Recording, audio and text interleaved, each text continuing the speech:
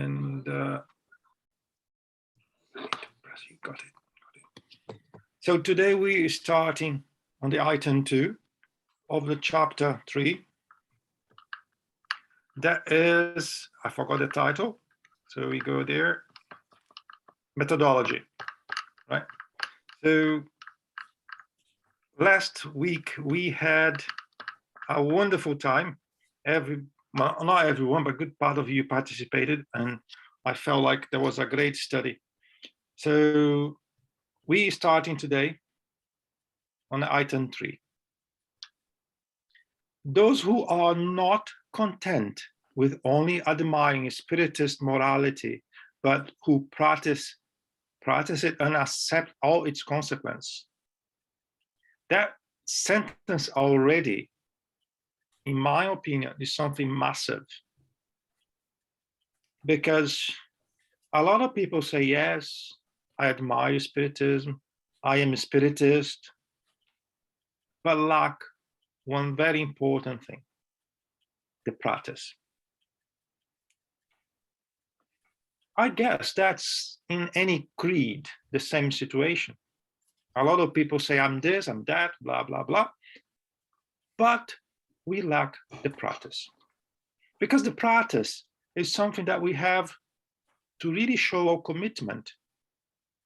Is exactly when we demonstrate to those around us that we really are what we are saying we are.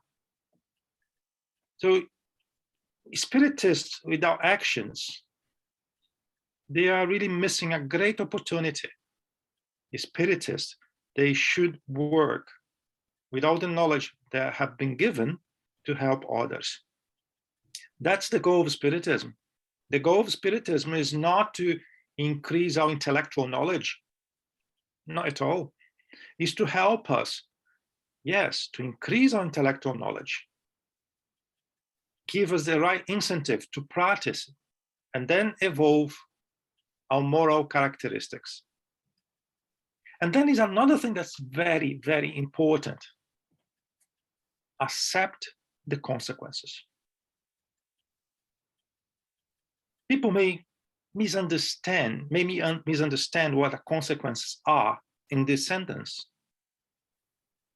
It's not the consequences of doing the practice. It's the consequence of doing the practice and not doing the practice. The consequences will arrive if we decide one thing or another. And this is a universal law, cause and effect. And that will arrive if we are under Spiritism or any other creed. We arrive in our family, in our homes, we arrive in our work environment. Because everything we do or decide not to do is a choice. Life is made of choices. And those choices, doesn't matter if for the left or to the right, will have consequences. We have to really, really accept that, understand that doesn't matter what we try to convince ourselves. If we try to lie to ourselves, that will not change. And that is one of the beauty of the Spiritism. Because those that call themselves Spiritists should not complain. Not complain in face of a disease, not complain in the face of anything that we may face in our lives. Because if we truly understand the meaning of the consequences of our choices, we cannot complain. It's just a result of what we have chosen. Since they are convinced that early existence is only a temporal trial, they try to take advantage of such a brief moment to advance on the path of progress. That is also something very important. Why I'm saying that? I heard a lot people saying, I'm too young for that. I will start to think about spirits, about God when I'm retired. And when I'm retired, well, it's time to enjoy a bit the life. I'm going to the beach, I'm going to travel, I'm going to the mountains, I'm going to travel around the world. When I'm tired of travel around the world, then I will dedicate a bit of my time to God, to Spiritism, to anything. We may not have the opportunity. We may not have the opportunity. So we need to take advantage of the time today, not tomorrow. And there is a misconception in the Spiritism realm that the last workers will be the first one. The last one will be considered as the first one in the God of the Almighty, on the eyes of the Almighty. But we know that it does not make sense to leave things for the last minute. Because when we come to, let's say, to an evaluation, if we're going to get the lift up or the lift down, what we have done will have a weight and will balance the scale that will decide if we're going up or if we're going down. So do not waste time thinking this is not time. Time is not tomorrow, time is today. We do not know what tomorrow holds for us.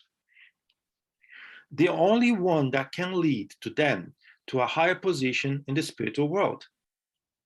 So that makes very clear. Everyone wants to go to Astral City. Everyone wants, when passed away, want to be in a nice place. Everyone wants to be surrounded by friends. And the only true thing I said here is that we all will be surrounded by friends. But I'm not saying what type of friends they will be. The type of friends will be driven by our choices. So yes, when we pass away, we will be surrounded by friends. That is a true thing. But if I'm not doing the right thing, do you know which friends they will be? Will be friends that are commensurated to what you like to do, to what you are, what we are, right?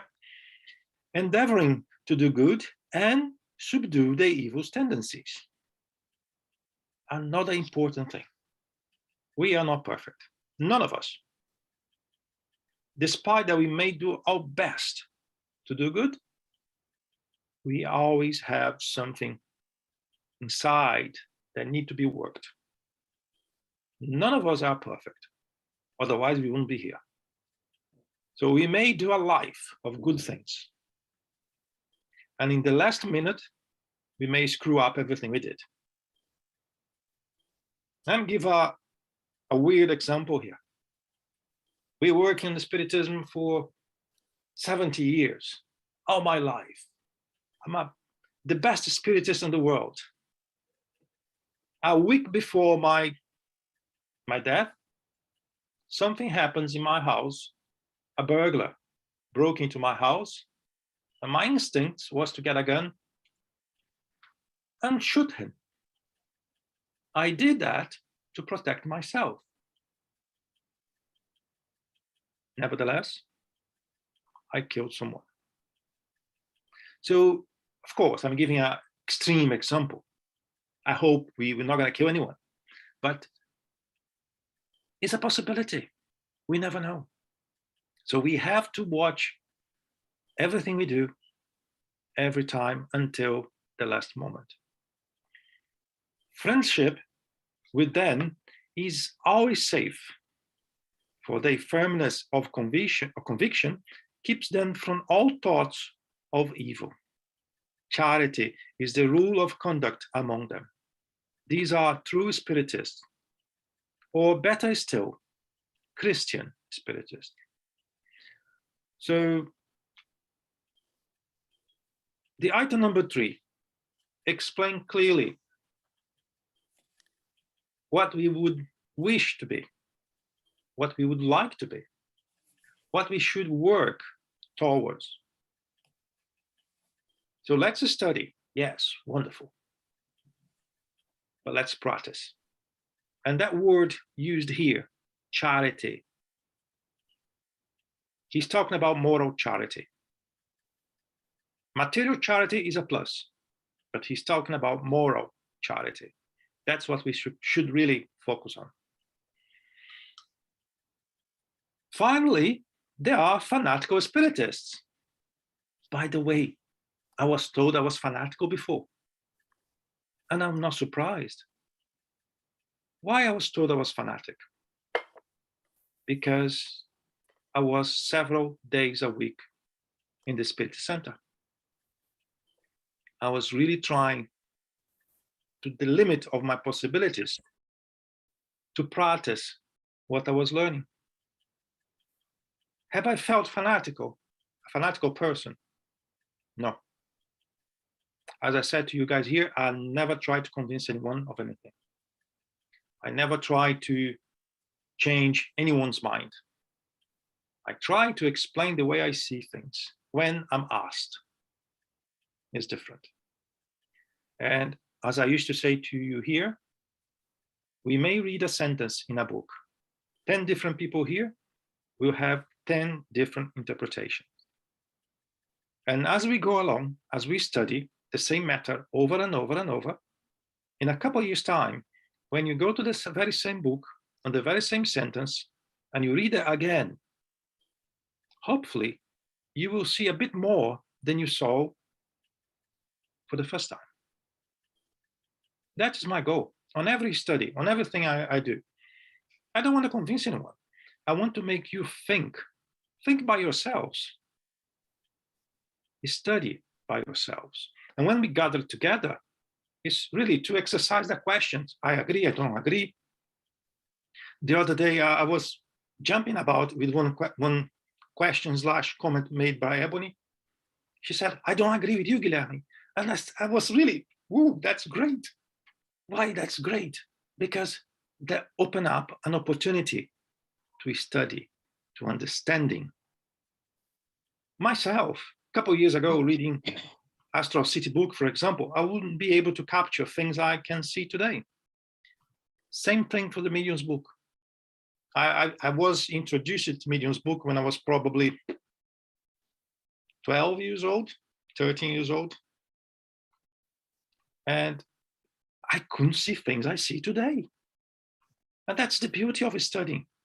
That's the beauty of persuading the possibilities that we all have to open up different interpretations of what Kardec brought to us. We can give a lot of examples to justify that, but that will come with time when we study, right? So, just to finish my sentence about fanatical, don't be concerned if you are any moment in time being called fanatical. Because quite often, those people, and quite often there are people close to us that call us fanatic, when they are in trouble, despite if they are a spiritist or not, they come to you. Because fanatical sometimes means that you're giving a bit more time to understand and to practice. And quite often they come asking you for help. I see a hand. Who is it? Yeah, one question. How can a fanatical? Hi. Oh, yeah. Hi, yeah, hi. I just want, because I know like about fanatical, but a fanatical would never see themselves as a fanatical. No. How could you recognize one from someone very diligent from one fanatical? What would be the difference between them? The way I see a fanatical is someone that does not use reason. So he will do things in name of a creed or a belief that are against reason. And look the results of what he is doing, he or she is doing. We always have to evaluate something, trying to focus on the results of what the person is doing. If the result is positive to a group, to a charity event, to his family, is it a fanatical? Let me go now to another extreme. I'm killing people in name of my faith. Yeah. So we need to get a balance, because the word fanatical can be used for a lot of things. If someone wants to call me fanatical because I study, if not every day of the week, at least 2/3 of the week, I open a book to read something. I do. I really do. If I'm committed myself to do some spiritist work more than once a week, I do. I really do. Is it fanatical? Maybe some people think it is. But the result is, by consequence, you all are fanatical too, because you are with me almost every week now. So we have a really problem now. One fanatical person is creating 10 different fanatical persons, depending on the way you want to see. I don't expect you to speak about God every time. I don't expect you to speak about spiritism every time. I don't expect you to try to convince your husband, your wife. I don't remember if I mentioned here, I was married for years. I never spoke about spiritism with my wife, never. Until the day she started to demonstrate some ostensive mediumship, and she was afraid of it. And she asked me, "What is that? Do you want my help?" "Yes, I'm afraid." "Okay, so this is mediumship. Do you want me to really put you to the right channels?" "Yes, I need that." "Okay." And I was married to her for more than 10 years at the time.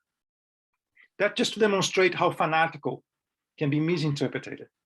But when she was asking for help, what to do, I told her, you need to study, you need to practice, you need to do charity. I'll take you to the Spirit Center to have a safe start, because the difference between you start, doesn't matter how, and start in a safe environment is what will build in comma your character in the Spiritism Center. That what will give you safety to start your mediumship, for example. So that is different. Another example, I used to work with a guy for, God knows, for maybe 20 years. And we end up working in the same office. I never spoke anything about that with him, same as my wife.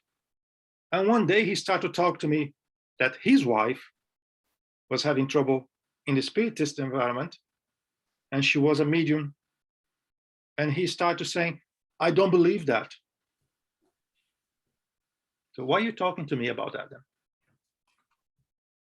Well, I don't know." "Okay, fair enough. You don't believe? Good for you." And he carried on. "I don't believe she does. I accept you don't believe. That's fine. I'm happy with that." But that was not what he was trying to. He was trying to open up a line of communication to have assistance. Despite that, I just said, "Okay, good for you. You don't believe? Good for you." That was not sufficient to him. And then he started making questions. As he was a non-believer, let's say, and I knew he was more like into the science part of things because of our work, I gave one book to him. "Read this book. After you read this book, if you want, then we can talk." Because that book would give him the help already he needed for that particular moment. Today, he became a fanatic, if you like. He goes to the Spirit Center once or twice a week with his wife and so on. But there are cases by cases. So don't be afraid about the word and don't misinterpret about the word. Quite often, this word is used by some of you do not understand.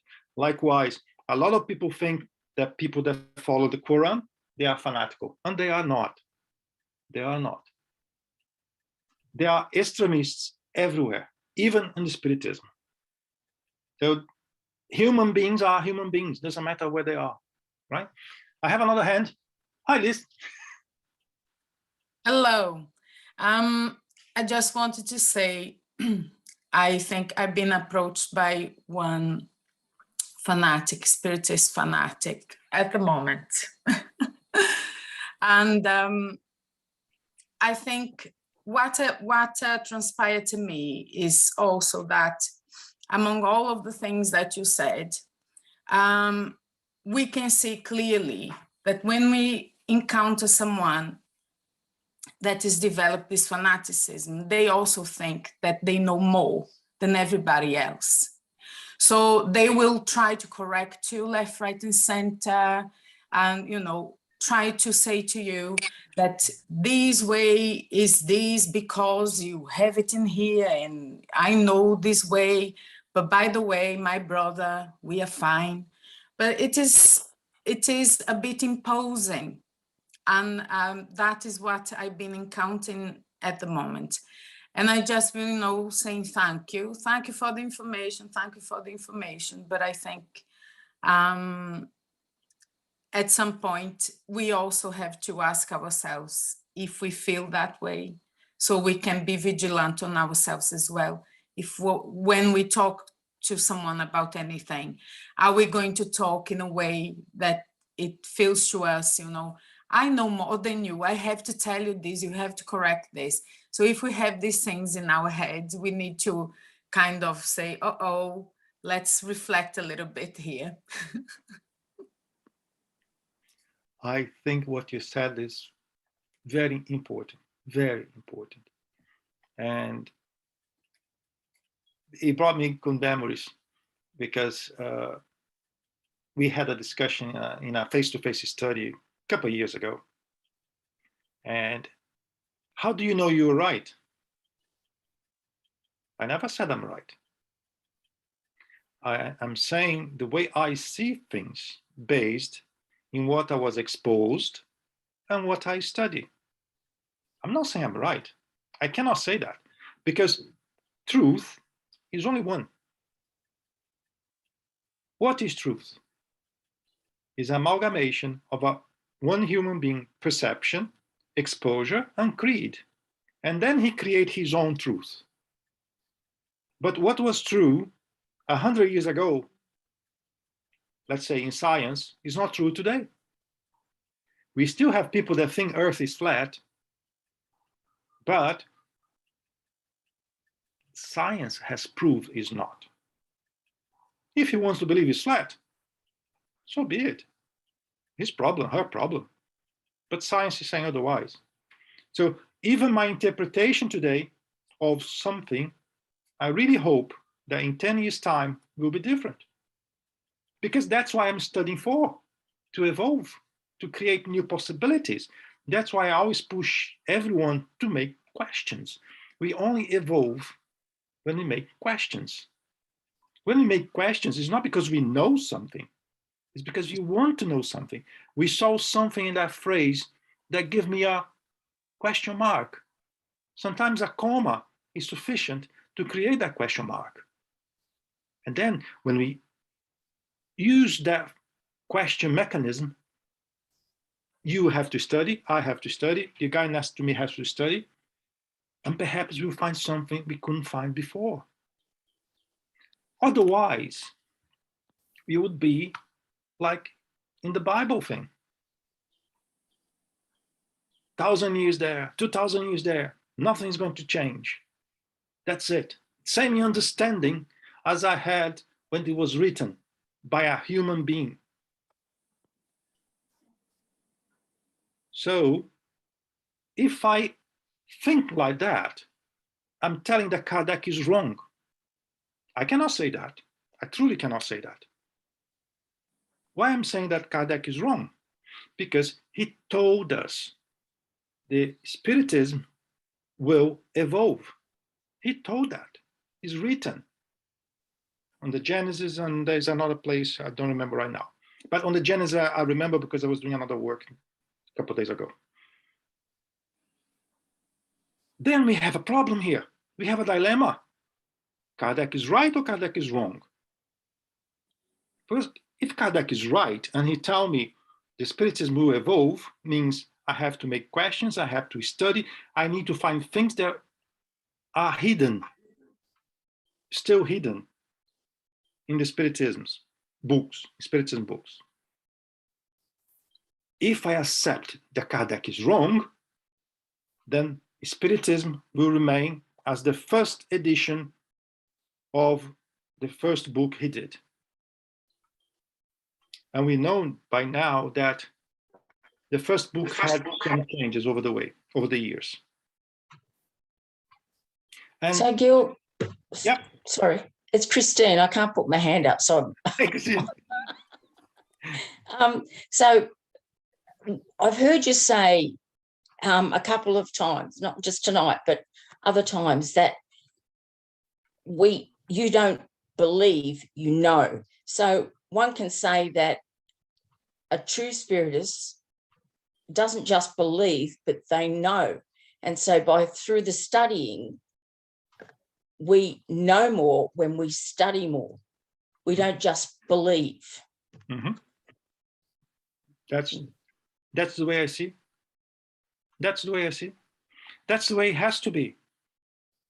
Because if I only study, I have an academic perception of something. Not only think about mathematics. I only study mathematics. I know mathematics. But if you put mathematics into practice, let's say from mathematics to engineering, I will build bridges, buildings, whatever. Now I have the knowledge of the numbers, 2 + 2 = 4, and I can see the results of it, because 2 + 2 = 4 is what allowing me to build bridges. We should do the same in the Spiritism. I study, I'm going to the practice, come back to the study to evaluate if my practice is reflecting what I have studied so far. If not, means I have to study a bit more, go back to the practice. Is a constant two-way movement, constant. Guilherme, yeah. I would like just to say, based on what Christine said, yes, when we believe things can be easily changed. I think it is like a stage of our lives where we are still reflecting, where we are, oh yeah, this makes more sense to me. And when we actually live it in our own experience, we are able to see from a very, from all the points of view in practice as well. And then, as you said, go and reflect again. But it is in all aspects of life, isn't it? We go through that journey. And then when we really know something, we feel it. So now I know this thing because I have such a, I know I put it in practice. I've done it many times, and we are having the same results more or less. And then this is actually being, by me putting in practice again, it is kind of giving that same benefit. And, or if you learn with pain, you know you can't go there because you know what, doesn't matter what you do, it is going to have the same painful result. So it is very important for us to understand and that we are all in this journey to learn, to know things and have that knowledge acquired, not only to have information installed in us, but the knowledge of knowing in practice in our own skin. And this is what is Spiritism. One of the things we always say in our group in Cardiff is, comment how great the knowledge in Spiritism give to us, and also this openness to go and search elsewhere and make our judgments, because I have this brother saying to me I'm doing wrong things with Spiritism knowledge, but in Spiritism, we know and we are encouraged to respect each one's path, because it is down to the individual to have that development. No one can do this for other person, and it is you yourself. And I think Spiritism is very clear that we must respect the level of development that everyone is at, because we understand that we are always going forward. And at some point, maybe that person is going to go ahead of us one day, or it doesn't matter, but everyone is going to arrive at the same point in their own time, in their own way, with their own learning individually. Mhm. That's right. There is a safe way to evolve what we know, what we study. Kardec says that through facts, through a thorough analysis of facts, and that means not only just one event, right? You need to spend time, you need to create a routine of analysis. And if on the end of this analysis, you come to a conclusion that something will add to the existing knowledge, he's in favor of it. But then we have to spend a little bit more time studying, practicing, doing exercises, experiments to be able to do it. And something came to my mind when Lise was talking.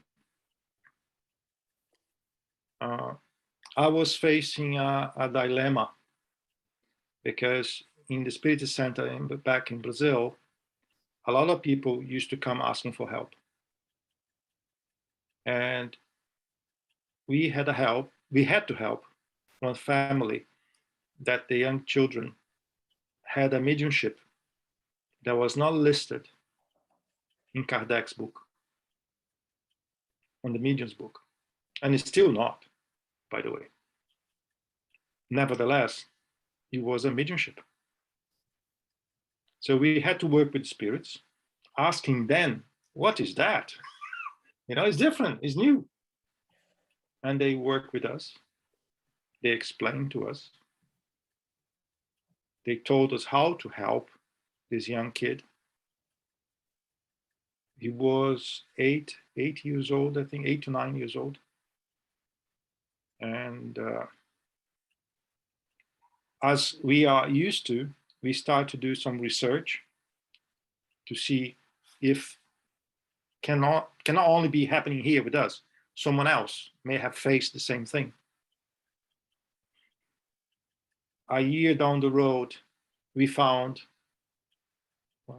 3 other events with the same type of mediumship,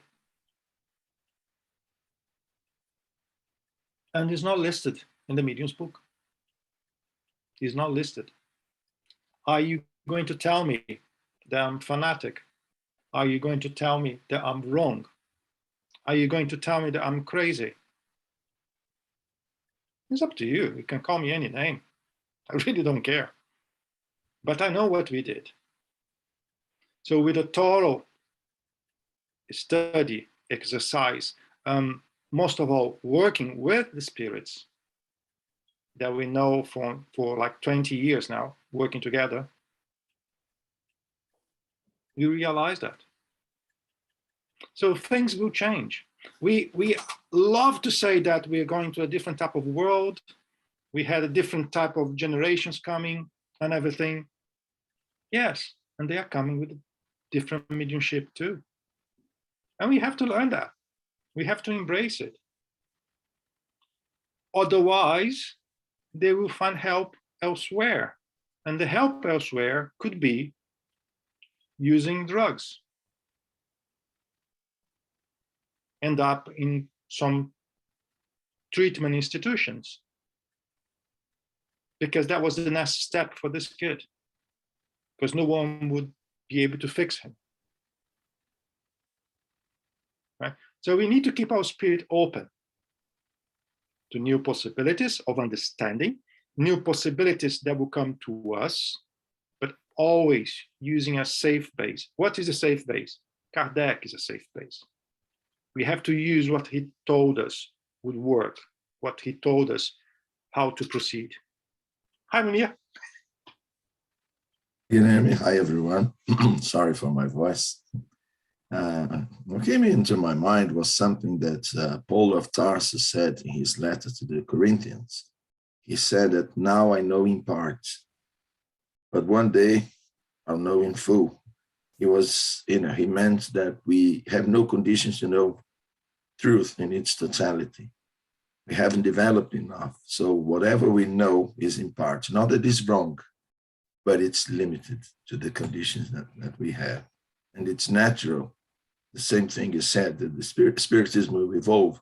Not that what we do today and we study today is going to be wrong. No, we'll see that it was just limited.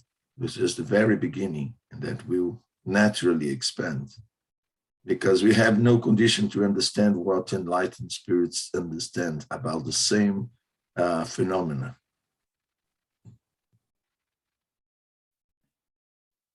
Munir, beautiful, beautiful.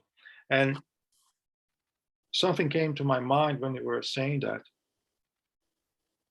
Today, we are very familiar with Francisco Cândido Xavier in the Spiritism environment. But when he appears in the Spiritist scenario, he did suffer quite a lot. The wonderful Spiritists at that time, not all of them, of course, but some of them, they had a heart so good that they decided to give a very hard time to Chico Xavier. Until today, we see some comments that are not very charitable. So don't be afraid about exercise your freedom of learning, of interpretation. People may say you are this or that. They even try to shut you down. Because sometimes people that try to shut you down are those that are not willing to move a step forward because they think they know everything already, like someone said here, I don't remember who. No one knows everything. And things will evolve if we like or not. We always evolve. Don't be afraid. Spiritism is to everyone, to read, to understand the way he or she can. Try to validate what you understand.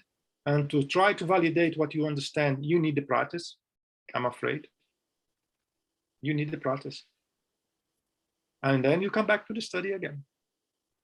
Something that happened to me came, the person that is the incarnated mentor of the institution back in Brazil, he is now 96 years old, right?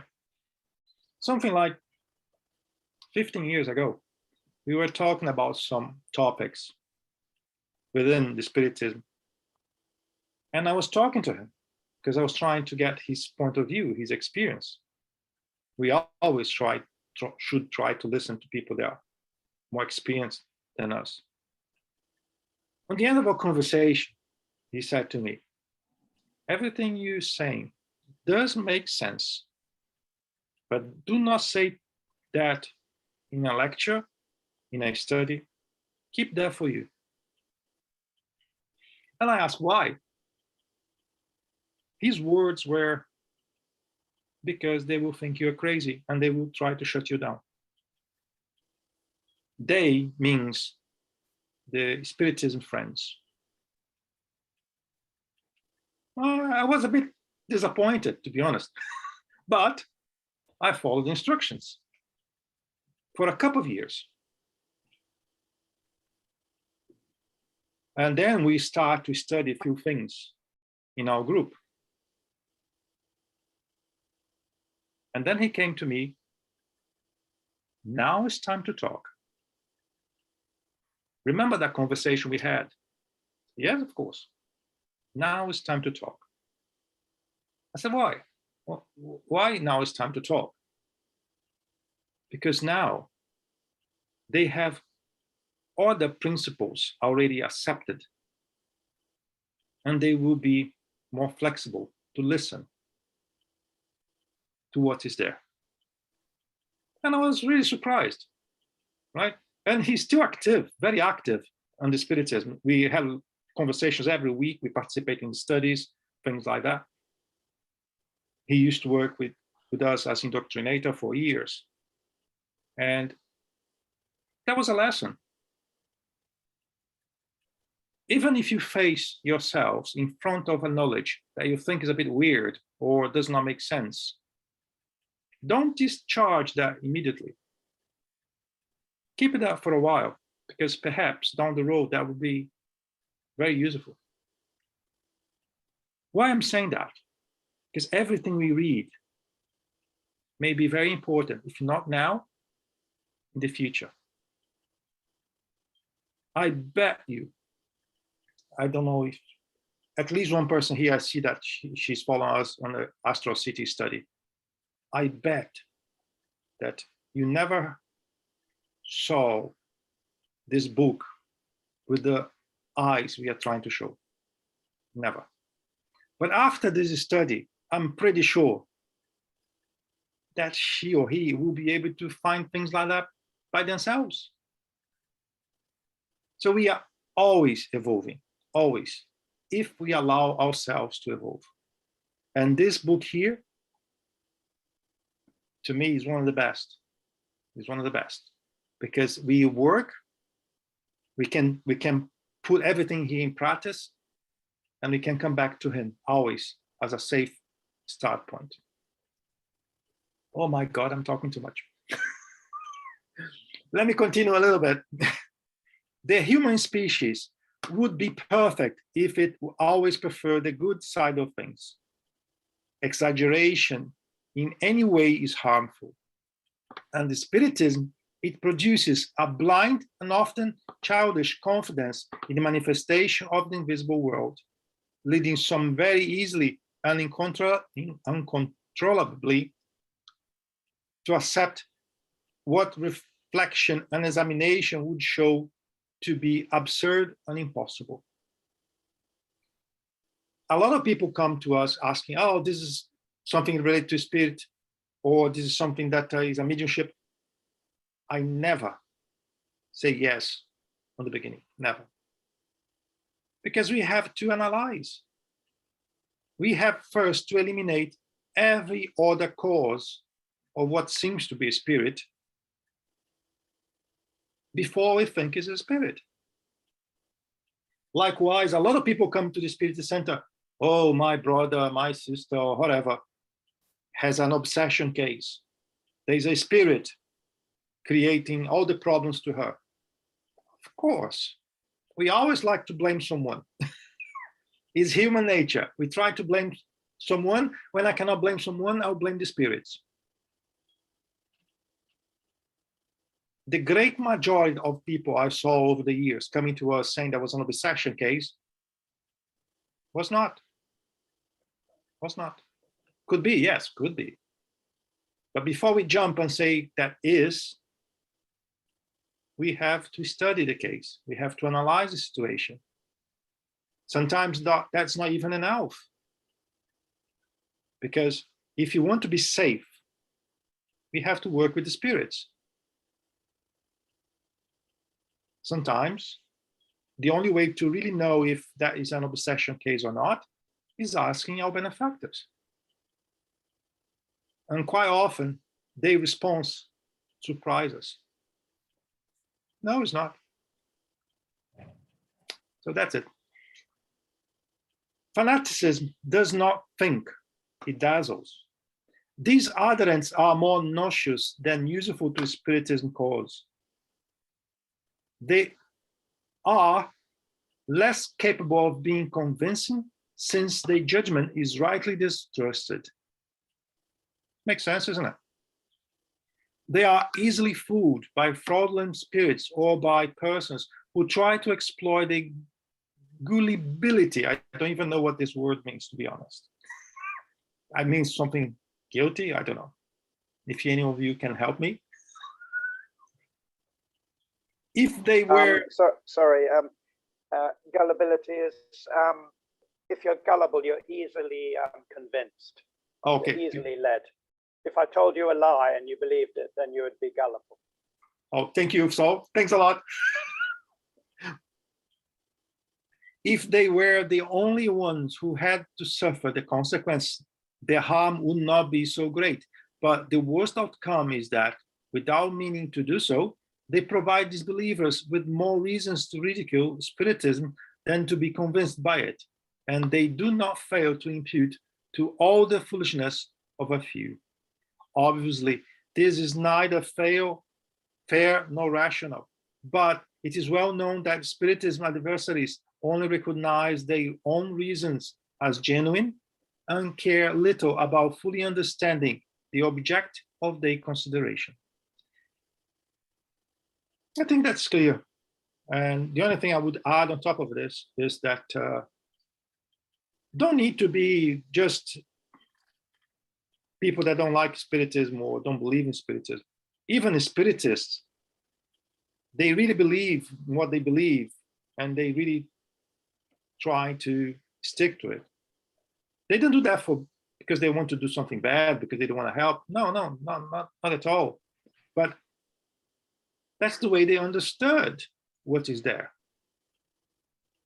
That's why I think we all need to keep a flexibility on everything. There are cases by cases. There are things we don't know. There are things that we think we know. And then there's a different factor coming to the equation that may change everything. We don't know everything, and things will change. Things will change. There's a massive topic coming, and I guess that will boom in a couple of years. That's called epigenetics. A lot of people are studying this. The impact of this epigenetics on who we are as spirits. No one heard about that before, a couple of years ago, and it's new. And who is studying that? Science and the doctors, the medical association of Spiritist Medical Association, more than one, studying the subject. So are we going to tell them they're all crazy? They're all wrong? I cannot. Where are we? What time is it? Well, we still have time. You are very quiet today. I was expecting more from you. I was mistaken when I saw those faces, like, I will participate today, but I can see that was not the case. 29. The means of conviction vary considerably among individuals, and what persuades some will have no impression on others. Even though one person may be convinced by certain physical manifestation and another by intelligent communications, most are persuaded by reasoning. If I don't participate in a mediumship meeting, how can I accept what is written about mediumship in a book? Tell me, how can you? Let's say that you are non-mediums. Let's say that you don't feel Spirit's presence around you. Let's say that you don't see, you don't hear, you don't talk to spirits. How can you believe in what we're talking about mediumship meetings and what we talk about mediumship? How can you? Understanding Through the questioning. methodology. Correct, Daniel. There was someone in the background I could not hear. Who was that? Sorry, it was me. Yeah, I was just saying about reasoning. Everybody has a different interpretation of reasoning. What's reasonable to one person is not to another. So the more you study and what how can I say it, what vein of mediumship you are will depend on what you see as reasonable. And I would tell you something. Sometimes the people that have had the experience in face of a phenomena in a mediumship meeting or a materialization meeting, they still don't believe. They still don't believe. They saw in front of them. I don't remember if I mentioned on this study here, but I've worked in a medium for years. For years. She used to speak and she used to write for 10 years. One day she decided she did not believe. And that was it. She moved. She's gone. So reasoning is the key. Evaluating everything. And if you do have the possibility to go to the practice, and then you just will be able to compare what you believe, compare what you study with the real world. We could even say that for most of those who still cannot appreciate Spiritism through reason, the physical phenomena will have a little impact. The more extraordinary the phenomena in the way they seem to depart substantially from known laws, the more opposition they encounter. And for a very simple reason, we are naturally led to doubt anything that's not sanctioned by reason. Sanctioned by reason. All will consider then from their own point of view. I'll talk about that here in a few minutes. And offer their own individual explanation. The materialist attributes to them a purely physical cause or hoax. The ignorant or superstition person to a diabolical or supernatural cause. We spoke about that before. However, an explanation that is prepared beforehand has the effect of destroying preconceived ideas and showing at least the possibility, if not the entire reality, of the fact, which is thus comprehended before it seems. Before we move on, I would like to talk about point of view.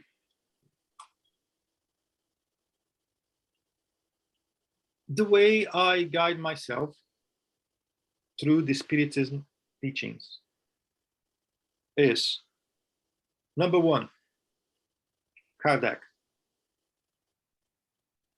It's the safe base, it's the safe start, Kardec. Even Chico Xavier Benefactor says that if in any moment in time I say something that differs from what Kardec is saying, stick to Kardec. Ignore what I'm doing. If he did that, who am I not to do the same, you know?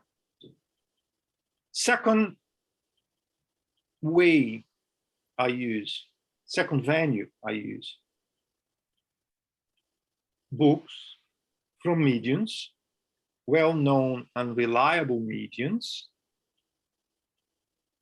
with reliable spirits. The third venue, the third path I used to use, book from serious persons that write a book based on their studies. But I want to make a remark on this last one. We all here can write a book, right? We just need to have time, pen and paper. And this book is what? Is what we were able to learn and what we believe. So the third one, we need to be careful. Which is the author? Which is the scenario he brought that to us? Because things evolve. So when I want to really confirm something that I need to, I always go back to Kardec. What time is it? 3 minutes. So we're about to finish, so I'm not going to move on. So let me. Hi, Yasmin, go on. Yeah, good morning, everyone. I would just like to make a comment about that part, because sanctioned by reason. Actually, being French at the basically being French, I faced this. I've known Spiritism since I'm 15, 17, and I tried to speak about that to my friends in France when I was younger, and some of them who are Christians just told me like, you should be careful about what you're going into. And I was like, but you're Christian, isn't it? Aren't you? And okay, and you're going to church, and it's the same. And I was like, okay, so we won't talk about this subject anymore, I guess. But well, I still believe. I do my things, you do your things. And on the opposite, I moved to Japan 1.5 years ago. And it's more surprising because here, like spirituality is everywhere. It's everywhere. You don't have to be forced to you don't have to feel ashamed to talk about spirits and gods and so on. And well, if Léon Denis wrote something about that in his book Le Génie Celtique, about some fluidic current from the universe would have impact the earth in different ways. Well, I won't talk about this because it's another subject.